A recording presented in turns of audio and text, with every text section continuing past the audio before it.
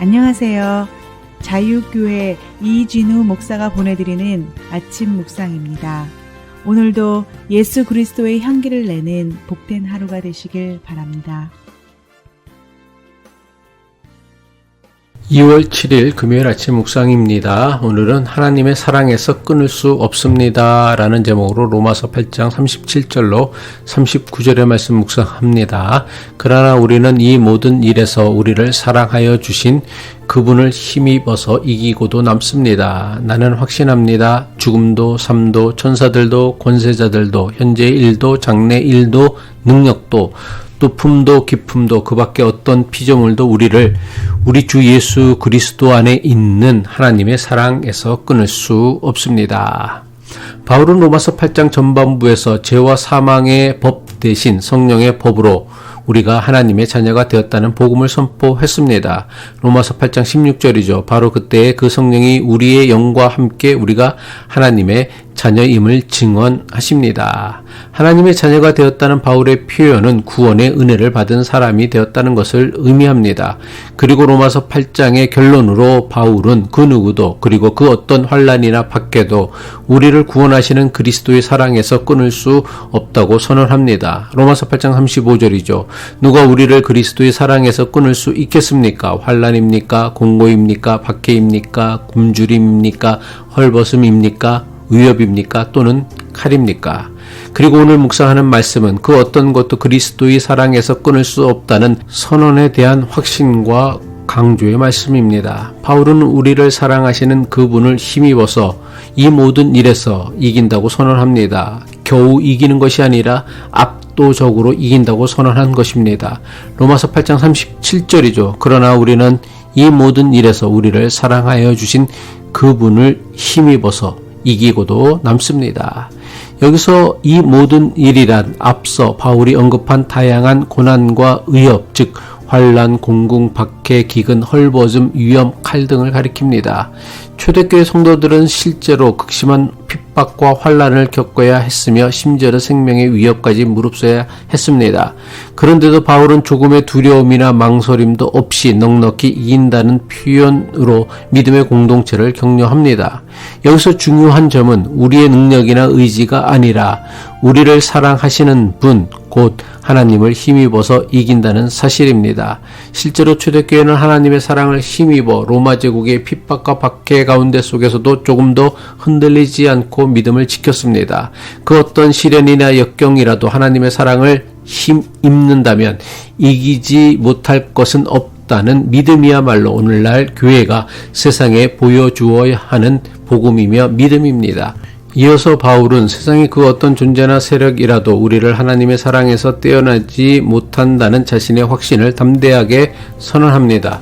로마서 8장 38절로 39절이죠. 나는 확신합니다. 죽음도 삶도 천사들도 권세자들도 현재 일도 장래 일도 능력도 높음도 깊음도 그 밖에 어떤 피조물도 우리를 우리 주 예수 그리스도 안에 있는 하나님의 사랑에서 끊을 수 없습니다.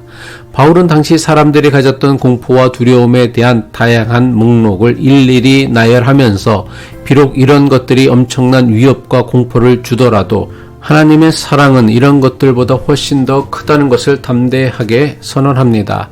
바울의 확신에 찬 선언은 오늘을 사는 우리에게도 똑같이 적용됩니다.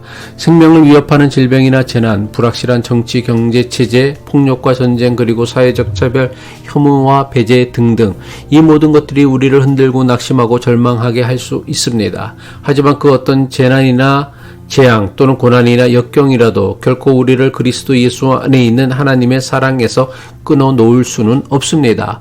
왜냐하면 하나님의 사랑은 우리가 겪는 그 어떤 고난이나 역경보다도 훨씬 크고 위대하기 때문입니다. 그렇다면 세상의 그 어떤 것도 우리를 하나님의 사랑에서 끊을 수 없다라는 바울의 선포가 실제 우리 삶에서 어떤 의미를 지닐까요? 확신에 찬 바울의 선포가 있다고 해서 당시 초대교회가 더 이상 고난을 겪지 않는 것은 아니었습니다. 바울 자신도 많은 박해와 어려움을 겪었고 심지어 순교의 길을 걸어야 했습니다. 그 어떤 것도 하나님의 사랑에서 끊을 수 없다는 바울의 고백은 그 어떤 고난이나 불의한 세력에 의해서도 하나님 앞에서 인간으로서의 존엄을 빼앗기지 않는다는 뜻입니다. 다시 말해 인종, 성별, 성적 지향, 경제적 지위, 장애, 종교적 배경 등 그 어떤 이유로도 하나님의 사랑에, 하나님의 초대에, 하나님의 구원에 참여하지 못하게 만들 수 없다는 것입니다. 우리가 하나님의 사랑에서 결코 끊어지지 않는다는 사실을 믿을 때에 비로소 우리는 다른 사람을 존귀하게 여기며 서로를 향한 사랑과 포용 그리고 환대가 가능해집니다.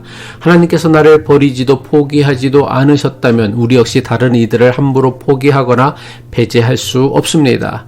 교회 공동체에서 이러한 사랑에 기반한 연대와 돌봄이 이루어질 때에 어떤 힘이나 권세도 우리를 갈라놓을 수 없다라는 바울의 확신과 선언이 실제로 이루어질 것입니다.